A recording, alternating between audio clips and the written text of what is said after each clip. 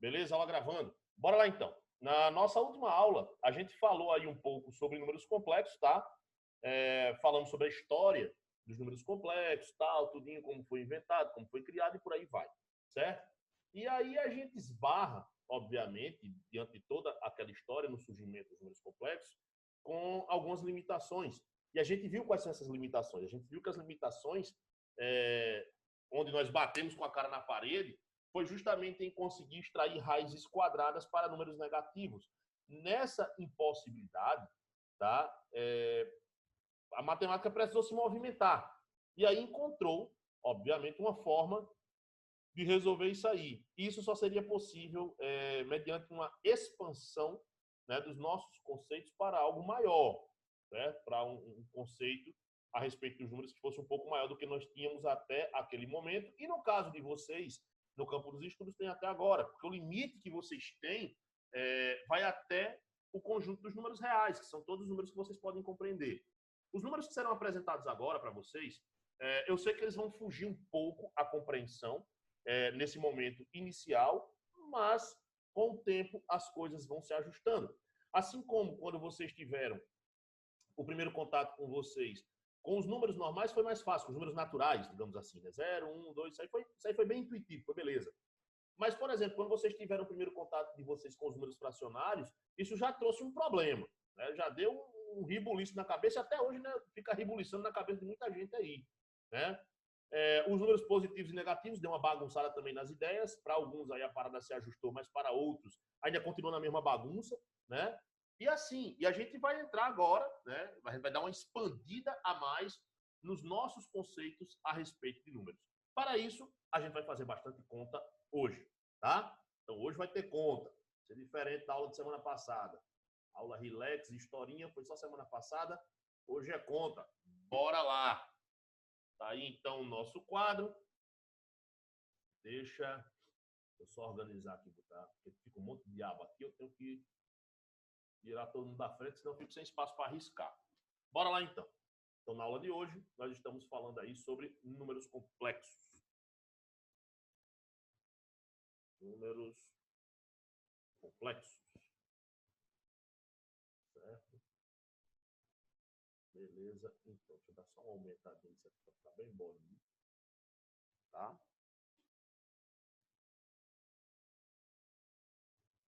Dá uma embelezada aqui. Ok, então. Bora lá. Como eu havia comentado para vocês, um dos limites, né, no estudo dos números complexos que nós tínhamos era justamente poder calcular raízes quadradas para números negativos. Esse era um problema. E nós ficávamos, né, diante de situações, por exemplo, como essas daqui. Olha só, por exemplo, extrair a raiz quadrada, por exemplo, tá? Fazer aqui. Extrair, por exemplo, a raiz quadrada de menos 4. Esse era um problema. Extrair a raiz quadrada de menos 25. Esse era um problema. Extrair a raiz quadrada de menos 9. Esse era um problema. Extrair a raiz quadrada de menos 64. Esse era um problema. Tá? Então, por que que isso era um problema? Bora lá. Toda vez que a gente vai extrair a raiz quadrada de um número qualquer, a gente costuma pensar no número que multiplicado por ele mesmo resulte naquele que está dentro da raiz, não é verdade? Por exemplo, alguém pode me responder aí qual é o valor da raiz quadrada de 16? E aí, alguém pode me responder? Quanto é que é a raiz quadrada de 16? 4. 4, perfeito, Arthur. Perfeito. Aliás, perfeito não. Meio perfeito. E eu vou explicar por que meio perfeito. Arthur, aposto que você, para poder chegar em 4, você deve ter pensado um número que, multiplicado por ele mesmo, resultasse no que estava dentro da raiz, que é 16. Estou correto? Sim ou não? Uhum. Beleza, massa. Mas aí vem uma sugestão. Porque 4 vezes 4 é 16. Mas e se eu pensasse em menos 4, eu estaria errado? Bora ver. Menos 4 que multiplica menos 4. Menos por menos, mais 4 vezes 4, 16. Por isso, gente, que quando a gente está trabalhando com álgebra, mais especificamente, certo? Eu vou deixar isso bem claro. Quando a gente está trabalhando com fórmula de Bhaskara, por isso que antes da raiz de delta vem mais ou menos. Porque toda vez na álgebra que você vai tirar uma raiz quadrada de um número, você tem que pensar que a raiz daquele número pode ser um número positivo ou negativo. Tá? Por exemplo, a raiz quadrada de 16 pode ser 4, mas também pode ser menos 4. Pois menos 4 que multiplica menos 4 vai dar 16. Agora, se eu tentar pensar quanto é que vale a raiz de menos 4, será que eu consigo? Aí o cara pensa, deixa eu ver, será que é 2? Não, porque 2 vezes 2 dá 4, não dá menos 4. Né? Aí o cara pensa, menos 2. Eita, mas menos 2, né? Menos por menos, mais, vai dar 4 de novo. Ah, professor, já sei. Pode ser 2 que multiplica menos 2, mas calma. Quando você vai extrair a raiz quadrada de um número negativo, você deve pensar no número multiplicado por ele mesmo. Então não vale 2 e menos 2, porque 2 e menos 2 não são os mesmos números. Tá? São números diferentes. Então não vale. Não tem como. Aí o cara fica, caramba, bicho, então quer dizer que não existe raiz quadrada para números negativos. Ponto. Era isso que vocês sabiam até o presente momento. Tá? E aí quando a gente incorpora essa ideia de que não existe raiz quadrada para número negativo, automaticamente a gente pensa que temos um problema do tamanho do infinito. Quantos números negativos nós temos? Infinitos. Então, eu tenho infinitas não resoluções, porque toda vez que eu esbarrar na raiz quadrada de um número negativo, não vai ter solução. Então, para infinitos números, eu não tenho solução. Óbvio que alguns dos pensadores, quando sistematizaram o conhecimento a respeito dos números complexos, eles tiveram a preocupação que eu estou tendo nesse momento de passar isso para vocês da forma mais didática possível. E uma das formas de pensar foi o seguinte: vamos tentar reduzir o tamanho do problema. Isso faz parte do conhecimento matemático e das técnicas para que a gente possa avançar na matemática.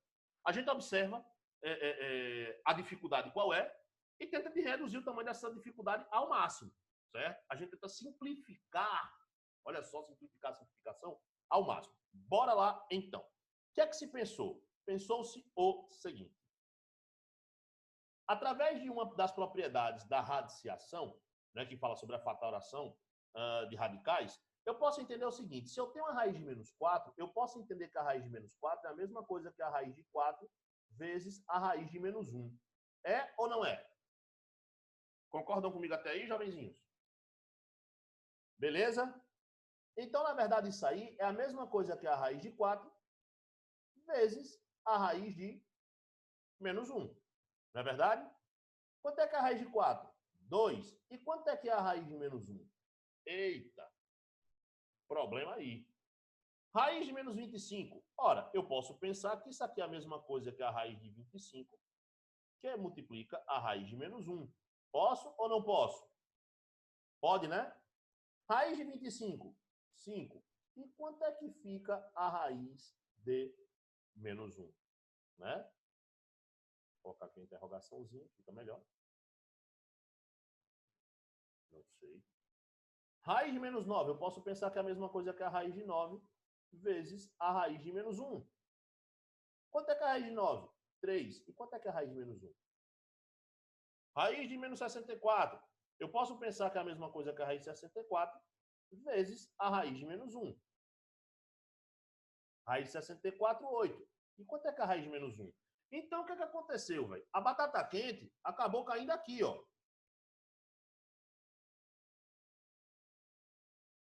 Quanto equivale a raiz de menos 1? Quanto equivale a raiz de menos 1? Quanto equivale a raiz de menos 1? Tá? Ó. Quanto equivale a raiz de menos 1? Então, a conclusão desse raciocínio é a seguinte: o problema estava na raiz quadrada de todos os infinitos números negativos? Não. Bastava encontrar o valor da raiz quadrada de menos 1, que todos os problemas estariam resolvidos, assim como dizia as organizações Tabajara. E aí o que foi que aconteceu? A galera sugeriu o seguinte, velho. Né? Olha só qual foi a sugestão. Bem, vamos então admitir que a raiz quadrada de menos 1 seja sempre a uma unidade imaginária a qual chamamos de i. Por uma sentença lógica, nós também podemos compreender, ou, tá? I ao quadrado vai ser sempre igual a menos 1. Isso aqui foi suficiente para que nós tivéssemos, então, toda a base do estudo dos números complexos. E aí, então, ficou mais fácil, porque agora para resolver esse negócio aqui, ó, 2 vezes a raiz de menos 1, mas quanto é que é a raiz de menos 1? I. Então, a raiz de menos 4 vale 2i. A raiz de menos 25, 5i. A raiz de menos 9, 3i. A raiz de menos 64, 8i. Bastava extrair a raiz quadrada e colocar um i no final. Acaba de... Mas só isso? Tá. Isso aí eu teria feito, até eu teria feito isso aí. Foi fácil demais. Mas calma, não foi apenas baseado nisso. Vocês viram na nossa última aula, quando eu falei um pouco a respeito do contexto histórico, que o desafio do descobrimento dos números complexos estava restrito a equações bem mais difíceis do que essas que eu estou apresentando, do que essas situações que eu estou apresentando aqui para vocês agora. Por quê? Porque essas situações que eu estou apresentando aqui são situações mais didáticas que sintetizam o pensamento que foi tido naquela época, tá? Então, o que acontece? Aqui é para a gente poder compreender de maneira mais fácil, né, qual foi a movimentação da galera. Mas teve que haver uma justificativa para isso. E houveram justificativas no campo da álgebra, tá? E também da geometria, certo? Até porque nós precisamos de interpretação geométrica. O surgimento da geometria analítica, gente, ele aparece, vocês acham que vocês já devem ter estudado isso aí com o Paulo Rogério, estudo do ponto, estudo da reta, estudo da circunferência, toda essa parte de geometria analítica. A geometria analítica ela tem como finalidade principal dar suporte à álgebra, dar entendimento, dar prova à álgebra, que é um dos campos da matemática extremamente abstratos, né, em que parece que a galera está viajando e está criando as coisas na doida. Não é. A geometria analítica ela serve para endossar muita coisa. Uma das coisas que, por exemplo, eu vou fazer com vocês no próximo ano é o seguinte: falei com vocês, trabalhamos aí sistemas lineares. Tá? A gente fez a tabela de classificação de sistemas lineares. E a classificação de sistemas lineares, ela tem como base, né, o estudo das posições relativas entre planos ou retas, mais especificamente retas em caso de sistemas 2x2, lá na geometria analítica. Então, lá ele se endossa. Tá? Beleza, então. Mas qual foi a parada aqui? Como foi que os caras resolveram isso aqui? Bora lá. Os caras fizeram o seguinte. Olha só. Deixa eu só botar a régua aqui para funcionar.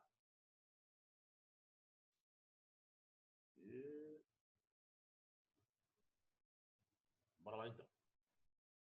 Os caras fizeram o seguinte, velho. Os caras disseram, ó.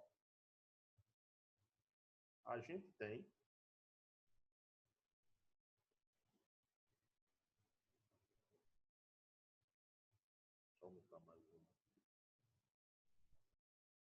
deixa eu ver aqui, tá? Deixa eu só contar aqui. 1, 2, 3, 4, 5, 6, 7, 8, 9. 1, 2, 3, 4, 5, 6, 7, 8, mais 1. 9. Só para eu deixar ele bem simétrico, tá? Os caras pensaram aí o seguinte. Deixa eu só agora desligar aqui a régua. Os caras pensaram o seguinte, olha só. Tudo que nós tínhamos estudado até então, certo? E que vocês também estão nesse momento, se restringe ao universo dos números reais, tá? Esses números reais, eles são localizados na reta real.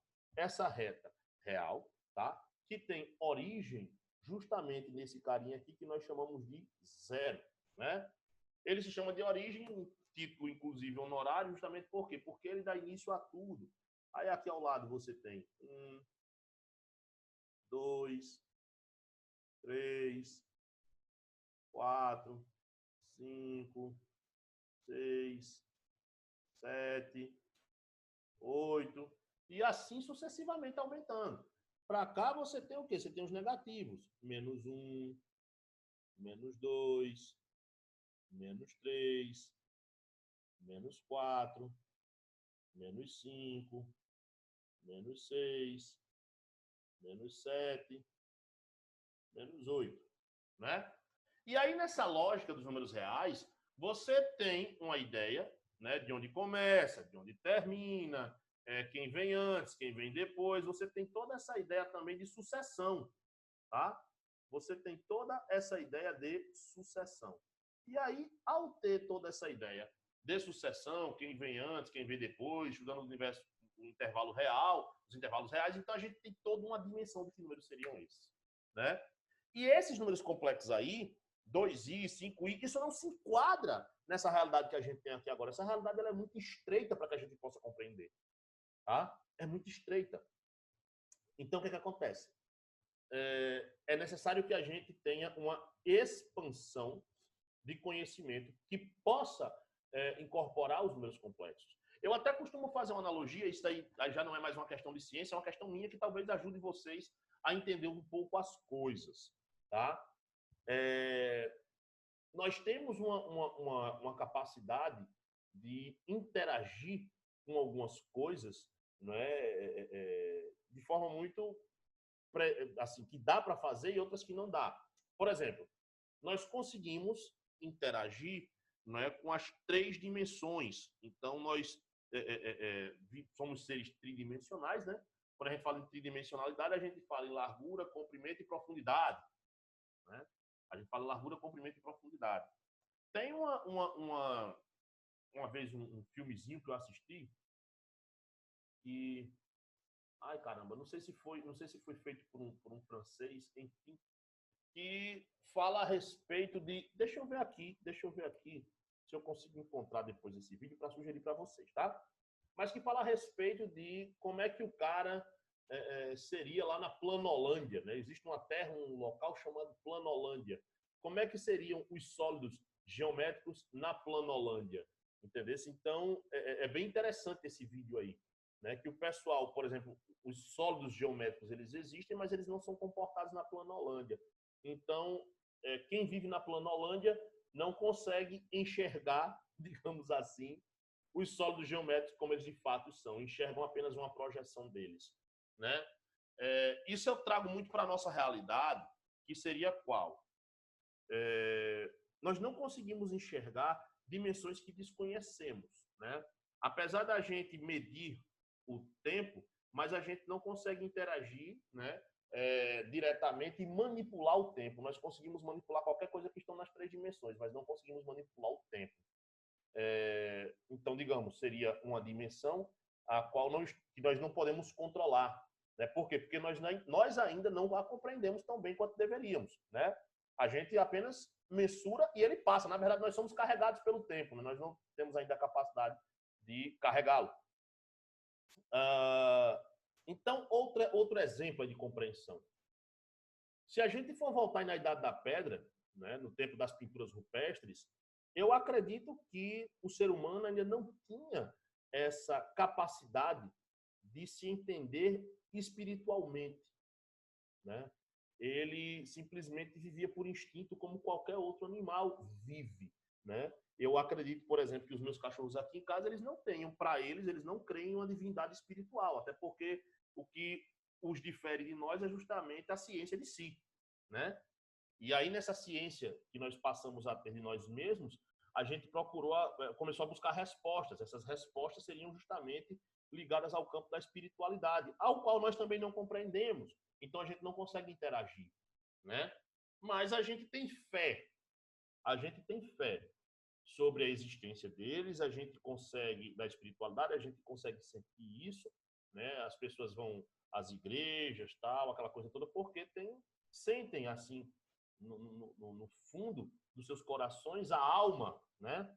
A alma que habita em nós e que nos diferencia, por exemplo, dos seres inanimados.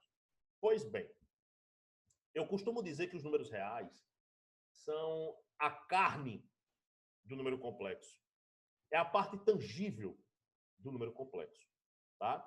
E que o número complexo, ele é um número completo agora, ciente de si mesmo, por assim dizer, em comparação com nós humanos. Por quê? Porque a partir de agora, esse número complexo, ele não é formado apenas por corpo, que é a parte real do número complexo, expresso na reta real. A partir de agora, eu devo ter um entendimento sobre um número que agora também tem algo semelhante à concepção. Deixa eu ver aqui. 1, 2, 3, 4, 5, 6, 7, 8, 9 aqui dentro. Seria algo semelhante ao que nós temos como sendo uma concepção de alma. E essa alma, né, faz com que esse número complexo tenha também um outro campo de representação e uma outra parte que o compõe, que seria a parte imaginária. Então, todo número complexo ele é composto de duas partes, parte real e parte imaginária, tá? Aqui eu vou ter 1, 2, 3. Ei, professor, isso aí está parecendo um plano cartesiano, viu? Isso é o que nós chamamos de plano de Argand-Gauss, tá? Porque ele não vai mais chamar os eixos coordenados de eixo X e de eixo Y. Ele vai chamar de eixo real e eixo imaginário, tá? Então, aqui, ó, -1, -2, -3, -4, -5, -6, -7, -8, tá? E bem aqui no meio, nós temos o 0. Beleza? Então, o que acontece? Todo e qualquer número complexo, gente, ele vai ter uma forma de ser escrito, tá? Todo e qualquer número complexo... Caramba, isso aqui não está aparecendo direito. Né? Todo e qualquer número complexo, ele será escrito na forma z igual a A mais BI, tá? Todo número complexo vai ser escrito nessa forma, em que nós temos... Dá só um minuto para eu organizar aqui o negócio. Você nem vai ver onde está o... A canetinha, a ponta da caneta está desaparecendo. Então, bora lá. Então, nesse número complexo, nós teremos aqui o A como sendo a parte real do número complexo, o B como sendo uma parte imaginária do número complexo, e muito cuidado, porque o I não é parte imaginária, tá? O I vai ser chamado de unidade imaginária, que vai caracterizar esse número como sendo um número complexo, tá? Os números complexos, eles passam a ter justamente a parte real e a parte imaginária, justamente para quê? Para que a gente saiba localizá-los. Por quê? Porque eles não mais serão representados apenas no eixo real, mas no eixo real e também no eixo imaginário. Então, vamos ver alguns exemplos aí de números complexos, tá? Só para a gente poder entender aí um pouco mais sobre números complexos. Bora lá, deixa eu colocar aqui, ó.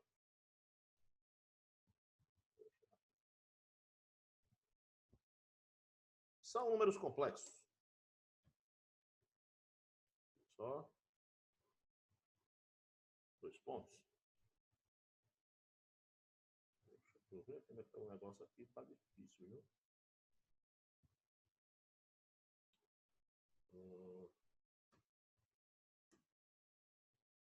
Deixa eu desfazer isso aqui, porque aqui vai ficar difícil. O mouse não está me ajudando muito, não. Bora lá. Vou escrever aqui. São números complexos. 2 pontos. Vou fazer aqui alguns números complexos aqui, tá? Então, por exemplo, Z igual a, sei lá, 3 mais 5i. Esse é um número complexo, tá? W igual a -2 mais i. Número complexo S igual a -1, perdão, -1, -4i. O número complexo T igual a 7 menos 6i. o número complexo m igual a 3i e o número complexo n igual a menos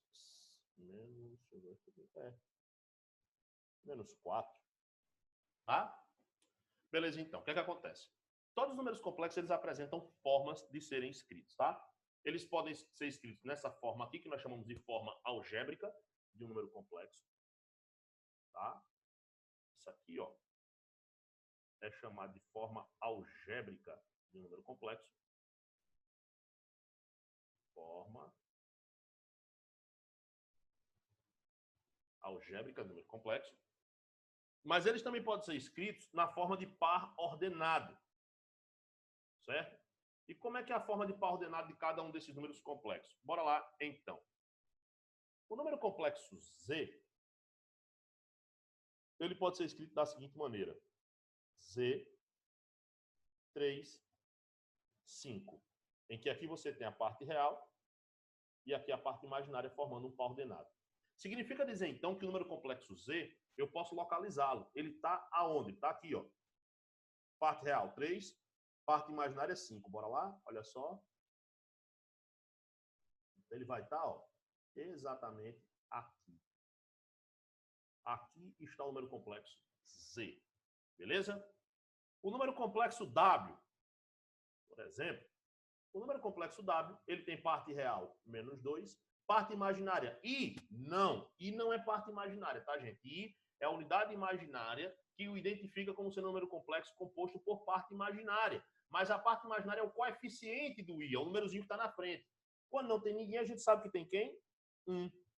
Então, o W tem coordenadas menos 2 e 1. Então, olha só, parte real, menos 2, parte imaginária, 1. Está aqui o número complexo W.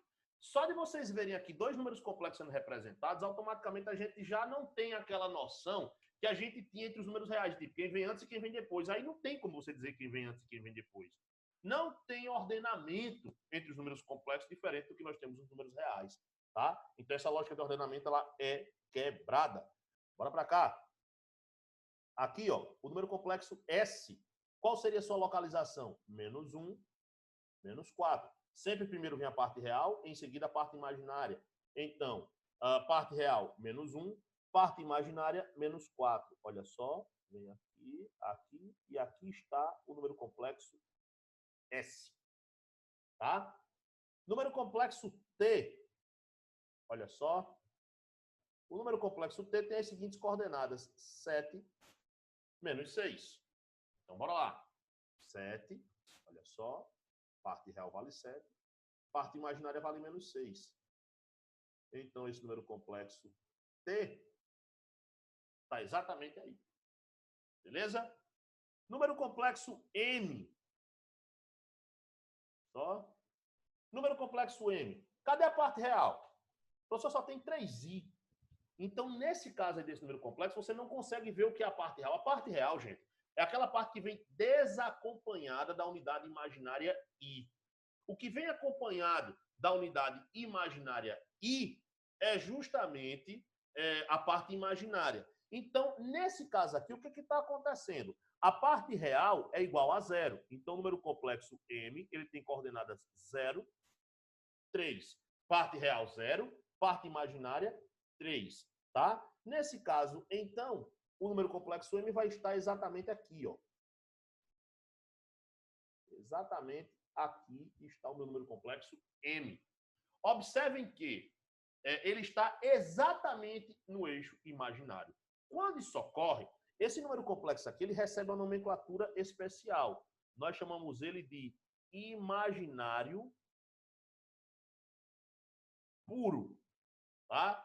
O número complexo imaginário puro é aquele em que a parte real é igual a 0. Beleza? Parte real é igual a 0. Jóia. Bora para o outro. Deixa eu até mudar aqui a cor. Arrumar uma corzinha aqui a mais. Só para a gente fazer uma diferença, tá? Deixa eu ver aqui. Acho que essa daqui vai ser um pouquinho diferente. ver se ela se destaca, bicho, ela vai se esconder aqui, não vai dar certo, não. Deixa eu colocar uma outra cor aqui. Deixa eu colocar essa amarela. Vou colocar essa amarela aqui, bora ver. Essa amarela aqui vai. Bora lá. Só para destacar, tá? Então aqui, ó, número complexo N. Observem que a parte real é justamente aquela que vem desacompanhada da unidade imaginária. Então, nesse caso, menos 4. Beleza. E cadê o I? Se não tem I, significa que o seu coeficiente é igual a 0, ou seja, a parte imaginária é igual a 0. Onde é que está localizado então esse número? Bora lá. Parte real, menos 4, parte imaginária, 0. O número complexo está localizado exatamente aqui, ó. N. Ué, mas Bruno, esse número aí, ele está exatamente na reta real como todos os outros números que a gente conhece. Sim, sabe por quê? Porque quando você tem a parte imaginária igual a 0, nós chamamos esse número de número real. Não é real puro não, tá, gente? É apenas real, beleza? Então a gente chama esse número de número real. Ué, então nesse caso, o número real, ele é complexo? Sim, tá? Sim. Aí nós temos que entender justamente qual é a base dos números complexos, que é a seguinte, ó. Todo número real é complexo, mas nem todo complexo é real. Vou até colocar aqui, ó. Todo número real é complexo, vírgula, mas nem todo número complexo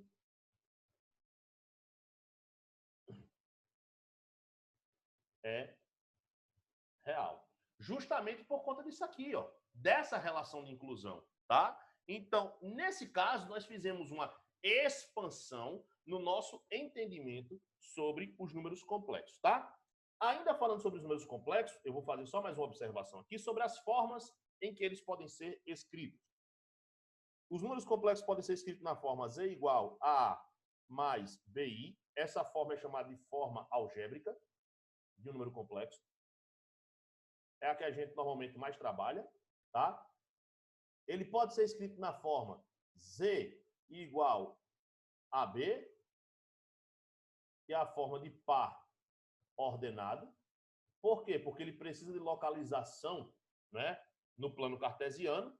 E também tem a forma trigonométrica ou polar, que é Rho, que multiplica cosseno de θ mais I seno de θ. Vixe, minha Nossa Senhora, é isso mesmo, tá?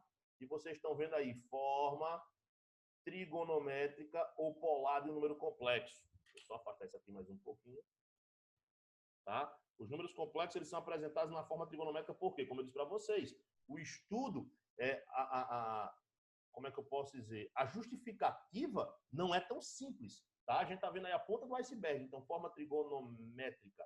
Óbvio, o seu entendimento, tá, gente, não é difícil. Falar sobre os números complexos não é algo tão complexo quanto se imagina. Mas a sua justificativa não é fácil, porque imagina aí, a gente está saindo de um universo onde nós já estamos muito bem acomodados com os números reais e surgem algumas necessidades de avançar nesse conhecimento matemático. E aí a gente precisa quebrar alguns paradigmas. E quebra de paradigmas nunca são fáceis, nunca são simples. Ampliar o nosso entendimento a respeito das coisas não é simples. Tá? Então, realmente, exigiam respostas mais complexas.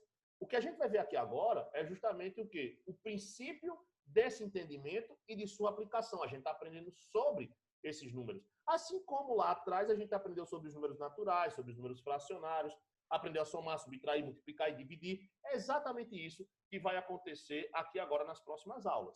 Beleza? Jovenzinhos, dúvidas até aí? Alguém quer perguntar alguma coisa? Não. Ok. Hoje não deu tempo da gente fazer... E sim, aí agora falando sobre o que eu tinha comentado, então deixa eu só parar aqui o compartilhamento. Então, bora lá. Então, falando sobre os números complexos, essencialmente, porque eu falei tanto aquele papo de alma, tal, lavar aquela coisa toda. Pois bem, o número real, ele é justamente aquele número, né? É a carne do número, é a parte tangível, né? E a parte imaginária do número complexo seria o quê? Seria justamente a sua alma. Para nós, hoje, ainda é difícil compreensão, é difícil a gente compreender a nossa alma, né?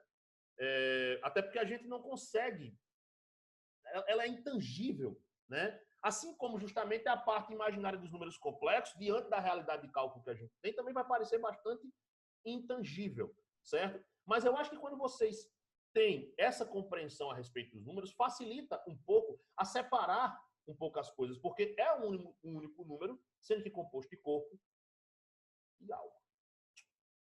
Beleza?